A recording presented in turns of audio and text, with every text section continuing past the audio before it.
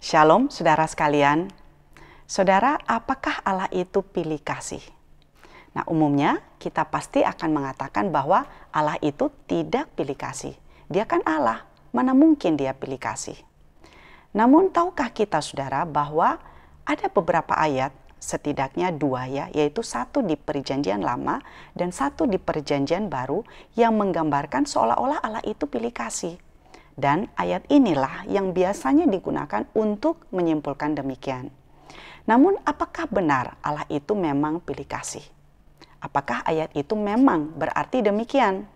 Nah, saya akan membacakannya bagi kita, Maleakhi 1 ayat 2 sampai 3a. Aku mengasihi kamu, firman Tuhan, tetapi kamu berkata, bagaimanakah engkau mengasihi kami? Bukankah Esau itu saudara Yakub? Demikianlah firman Tuhan. Aku mengasihi Yakub tetapi membenci Esau. Nah saudara, ayat yang sama ditulis oleh Paulus di Roma 9 ayat 13. Seperti tertulis, Yakub ku kasihi, Esau ku benci. Nah saudara, apakah arti ayat ini? Apakah benar bahwa Allah pilih kasih? Apakah benar Allah itu membenci Esau? Nah bagaimana kita menjelaskan ayat ini dengan ayat yang lain yang mengatakan bahwa misalnya Allah itu penyayang dan pengasih, panjang sabar, berlimpah kasih dan kesetiaannya. Nah saudara, hal ini bisa kita pahami dengan melihat kata asli yang digunakan di dalam perikop ini. Saudara, kata benci yang digunakan di dalam Maleakhi ini menggunakan kata sane yang artinya membenci. Tetapi di dalam konteks budaya Yahudi, saudara, kata ini tidak dipahami sebagai benci dalam pengertian emosi negatif, seperti yang kita pahami di dalam konteks budaya kita. Kata ini, saudara, biasanya digunakan dalam konteks suatu pilihan.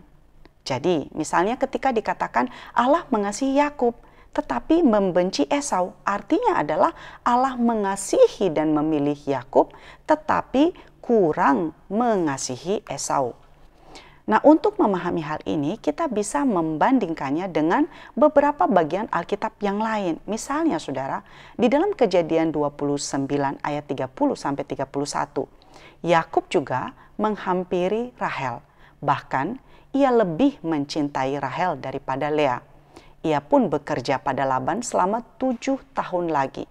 Nah, ketika Tuhan melihat bahwa Lea tidak dicintai, ia membuka rahimnya, sedangkan Rahel mandul.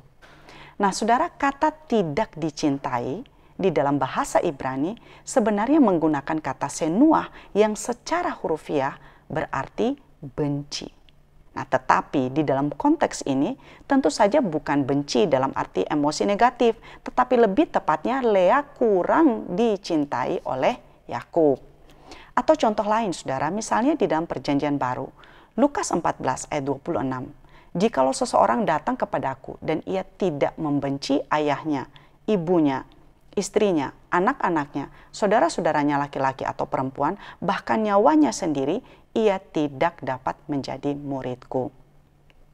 Saudara, kata membenci menggunakan kata misei yang artinya loveless, kurang mengasihi.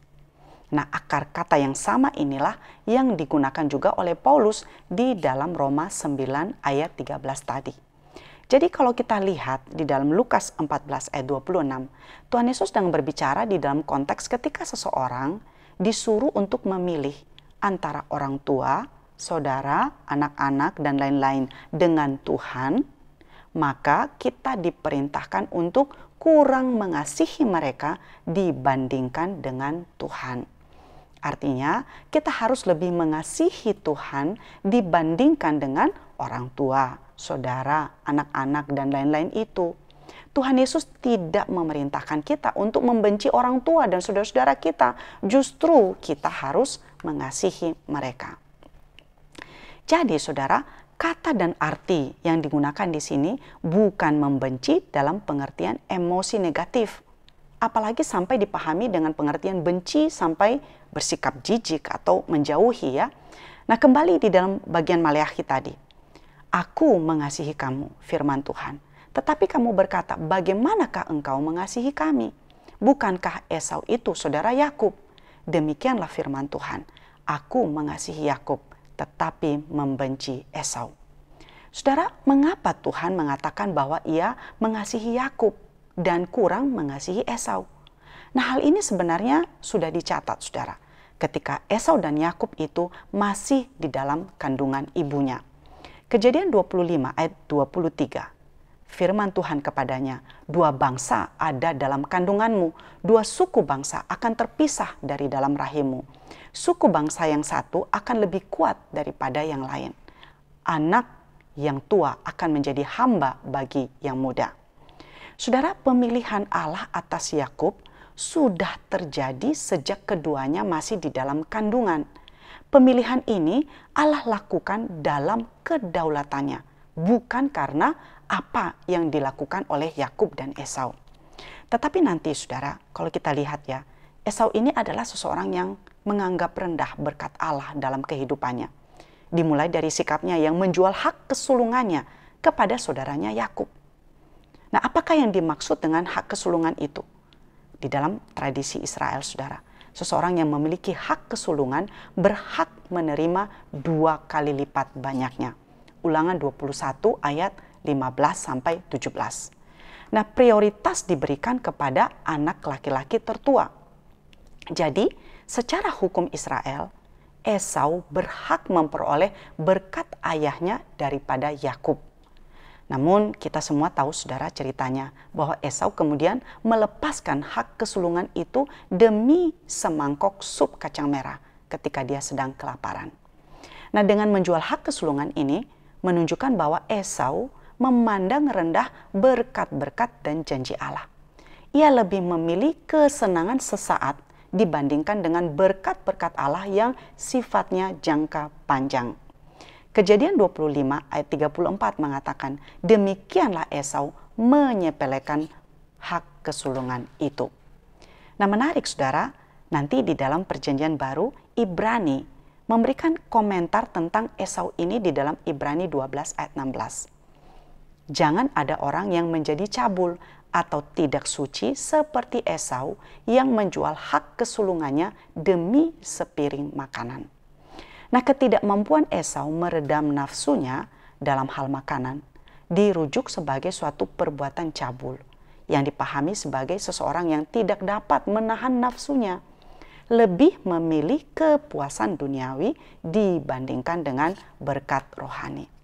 Nah, sikap ini sangat berkebalikan dengan Yakub, saudara, yang sangat menginginkan berkat-berkat rohani dalam kehidupannya. Walaupun kita melihat ya bahwa kelakuan daripada Yakub sendiri tidak lebih baik daripada Esau. Dia adalah seorang yang licik dan melakukan penipuan berkali-kali.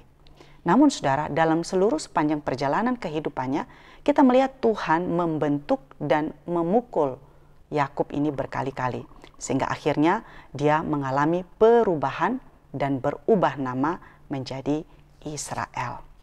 Nah, Esau ini adalah gambaran seseorang yang lebih memilih kepuasan duniawi dibandingkan dengan berkat rohani. Mengasihi hal-hal duniawi dan mengabaikan hal-hal rohani.